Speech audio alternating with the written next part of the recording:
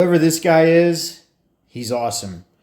Almost like Eric Klopper, he's very concise and to the point and just makes the points very, very easy to understand for the average person, which I do appreciate. I'm sometimes more roundabout and probably a little bit more complex than I should be. So it's always nice to hear somebody say something so succinct and so common sense. Let's listen. But there is another reason that no one talks about, and that is preserving their reputation and protecting themselves from legal liability. If the medical industry was to come out and admit that circumcision has no medical benefits, they would be telling 70 million Americans that they've been circumcised for no good reason.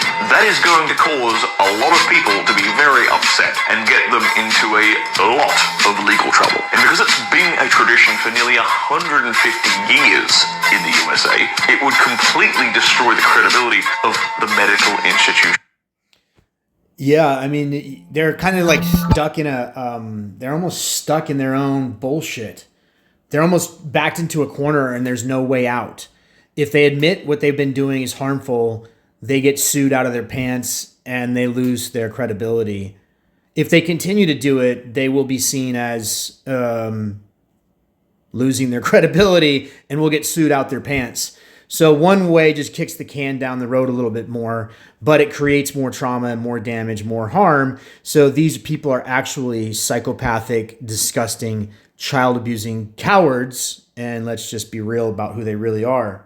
Itself. That's why up until now, they still say the benefits outweigh the risks, but they hedge it by saying, but it's not significant enough to recommend universal circumcision.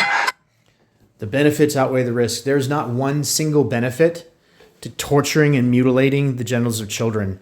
There's no medical improvements. There's no hygienic improvements. There's no reduction in any form of diseases or anything. The only thing that happens is the psychological damage of the child, the sexual frustration of the person for the rest of their life, because they're never going to experience what they would have experienced had they been not generally mutilated and had the most sensitive, pleasurable part of their body cut off and while they were tortured and brain damaged. So there is absolutely no medical benefits. This is absolutely just pure harm for profit.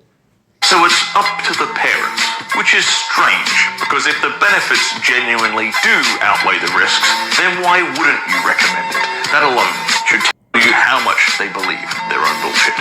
And even now, with this new 2026 study, they're probably still going to continue mutilating little boys' penises for no reason, and removing what is essentially the male equivalent of the clitoris. Circumcision is the male version of a clitoridectomy, which is illegal, by the way. If doctors started chopping up little girls' clitorises, there would be fucking riots in the streets. But chopping up a little boy's penis, bill it to the insurance company. It's fucking ridiculous, and a breach to the human rights of boys everywhere. But there is another... Well said, my brother. Well said.